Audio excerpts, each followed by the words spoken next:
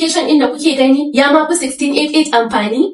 Saboda da WeChat za ku samu duk wani abin da kuke so ku samu wanda ma ba za ku same shi akan 1688 ba. Saboda most of suppliers da wannan manufacturers, factories yawanci sun fi yawa kan WeChat. So kuma kamar yadda mu nan za ku ga kana neman customer mai siyan kayan ka, su ma fa a WeChat haka suke neman customomi waɗanda za su yi ma supplying kayan su daga ƙasashe daban-daban. So in kamar kika samu particular supplier ko in ci manufacturer akan WeChat, so za ki negotiating. Zai tura maki catalog ɗinsu na duka abubuwan da suke da shi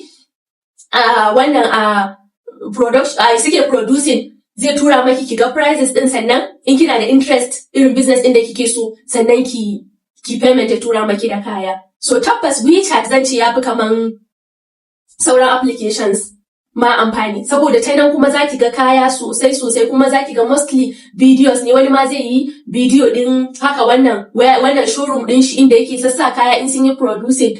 So haka zai baki dama sosai na wani abun ma kin ga 1688 ba zaki ci karo da shi ba, balle hakki zaba. Kuma yawanci ma suppliers din ba wai komai suke dorawa akan 1688 ba, amma da WeChat zai baki dama in kin haɗu da supplier zaki ga abubuwan da yake saidawa varieties wanda zaki iya ki choosing ki zaba ki siya, kuma kaya unique, mostly zaki ga unique ne gaskiya, ba kamar irin na 1688 ba wanda zaki ga kawai kin ci karo da abu.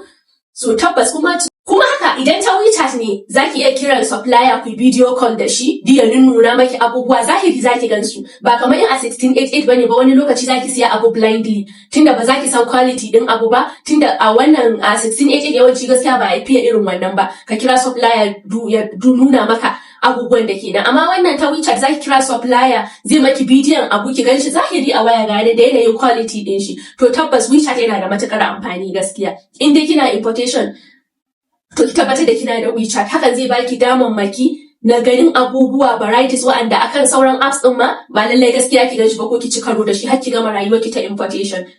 So kada ku manta, in kuna jin daɗin abubuwan da ke kawo muku, ku yi following ɗina, ku yi liking, sannan ku yi commenting. Hakan zai bani ƙwarin gwiwa a koda yaushe na kawo muku abubuwa da importation tips da business ideas wa'anda za su amfane ku da mu baki ɗaya. Bye for now.